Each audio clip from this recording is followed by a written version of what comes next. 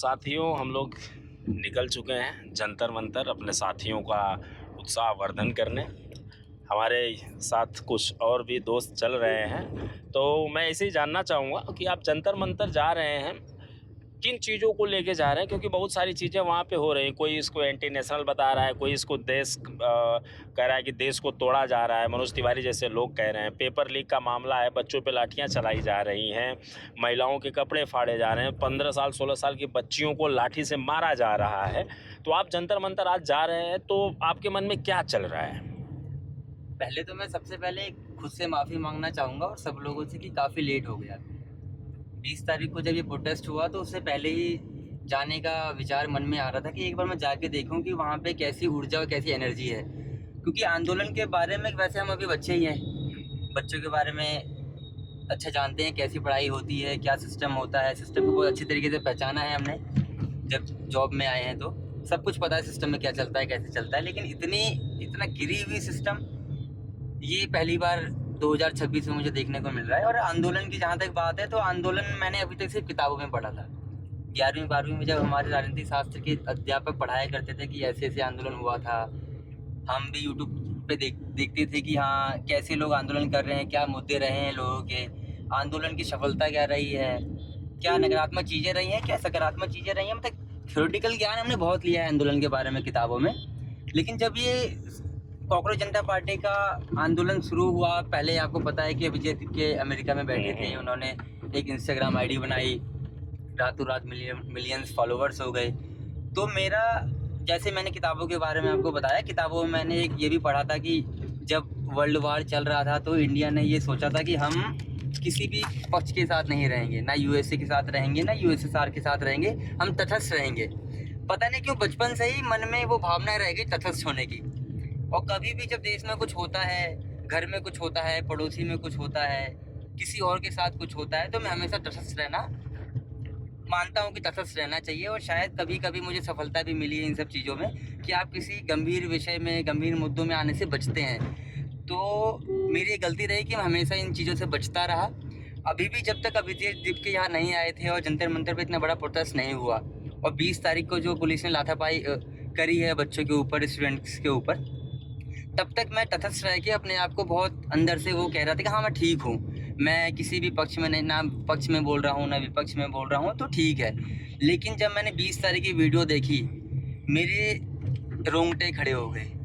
रात में मेरे फ़ोन में 26% बैटरी थी। मैं अपने काम से रात में करीब 9:30-10 बजे घर पहुँचा। काम का प्रेशर बहुत था, इस कारण मैं 20 तारीख को जा नहीं पाया। मेरा भी मन था संसद जाके देखने का कि क्या होगा, कैसे होगा, लेकिन मैं किसी वजह से जा नहीं पाया। जब मैं रात में घर पहुंचा, मैंने वीडियो देखनी शुरू करी और 26% बैटरी मेरी वो वीडियो देखते देखते ही ख़त्म हो गया और फ़ोन पे लिखा आ गया कि शट डाउन। और मुझे इतना बुरा लगा, मैं रात भर सो नहीं पाया।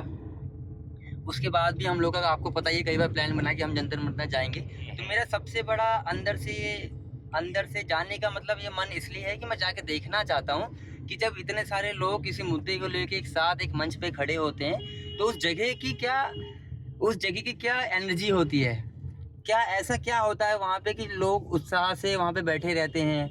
मान लो घर में कोई एसी में भी बैठ सकता है इतनी गर्मी में, लेकिन ऐसा वहाँ पे जाके ऐसी कौन सी एनर्जी मिल जाती है कि बच्चे के अंदर और उत्साह बढ़ जाता है कि नहीं, अब तो हम मुद्दे के ऊपर वो डिमांड अपनी मनवा के ही आएंगे, या हमारा ये डिमांड है तो हम इसको पूरा करवा के ही आएंगे, या सकारात्मक कोई कार्रवाई करवा के आएंगे। तो आज जाने का मकसद यही है कि मैं वहाँ जाके वहाँ की एनर्जी को फील करना चाहता हूँ। और सबसे बड़ी बात, मैं वहाँ अपनी हार जीत दर्ज कराना चाहता हूँ। इस देश में इतना बड़ा एक आंदोलन हो रहा है, मैं नहीं चाहता कि भविष्य में जाके जब मैं और जवान हूँ या जब मैं बूढ़ा हूँ, तो मैं ये नहीं चाहता कि मैं अपने आप से सवाल पूछूं कि इतने बड़े आंदोलन का, इतने बड़े सकारात्मक पहल का मैं हिस्सा नहीं बन पाया। तो मैं अपनी हाजिरी को वहाँ दर्ज कराने जा रहा हूँ कि हाँ, जब लड़ाई हो रही थी, जब सकारात्मक चीज़ों के लिए आवाज़ उठ रही थी, तो उस आवाज़ में एक मेरी भी आवाज़ थी, ताकि मैं चैन से सो पाऊँ, चैन से जी पाऊँ, और भविष्य में अपने आप को मैं सहमत करा पाऊँ कि हाँ, मैंने कम से कम अपनी हिस्सेदारी दी। तो बस सबसे बड़ा मुद्दा मेरा यही है। और एक चीज़ और मैं कहना चाहता हूँ, मैंने कई बार देखा है कि मैं वैसे इंस्टाग्राम और सोशल मीडिया से बहुत दूर रहता हूँ, लेकिन जब से ये प्रोटेस्ट चल रहा है, मैं क्रोम पे जाके इंस्टाग्राम चलाता हूँ आजकल। तो मैं देख रहा हूँ आजकल ना अभी 20 तारीख के बाद ही ऐसा हुआ है जो पक्ष पार्टी के सपोर्टर्स हैं, मतलब कि बीजेपी के जो सपोर्टर्स हैं वो भी कोई इंस्टाग्राम स्टोरीज वगैरह डाल रहे हैं, वो इसको जस्टिफाई कर रहे हैं जो पुलिस ने मारा पीटा और आंदोलन को विचलित करने की कोई ना कोई रास्ता ढूंढते रह रहे हैं। कई बार वो कहते हैं कि लोग मुद्दों से भटक रहे हैं, तो हाँ, लोग मुद्दों से भटक रहे हैं, क्योंकि इतने आपने कहा कि 50 सालों बाद ऐसे आंदोलन हो रहा है। जब लोगों को मंच मिलता है तो लोग अपने दर्द को बयां करते हैं।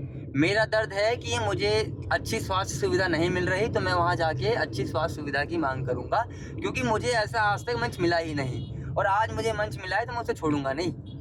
कोई कह रहा है नहीं जी मैं अपना कुछ व्यापार करना चाह रहा हूँ, उसमें इतना भ्रष्टाचार है जिस वजह से मैं अपना काम कारोबार नहीं शुरू कर पा रहा हूँ। जिसके पास जो दर्द है, कोई हमारे साथ ड्राइवर भाई है, हो सकता है कि ये जब वहाँ जाए तो ये बोलेंगे भैया हमारे जो रैपिडो वाले हैं, हमारे जो ओला वाले हैं, उबर वाले हैं, वो हमसे कमीशन ज़्यादा ले रहे हैं, हमारी जो दिन की आमदनी है वो कम हो गई है।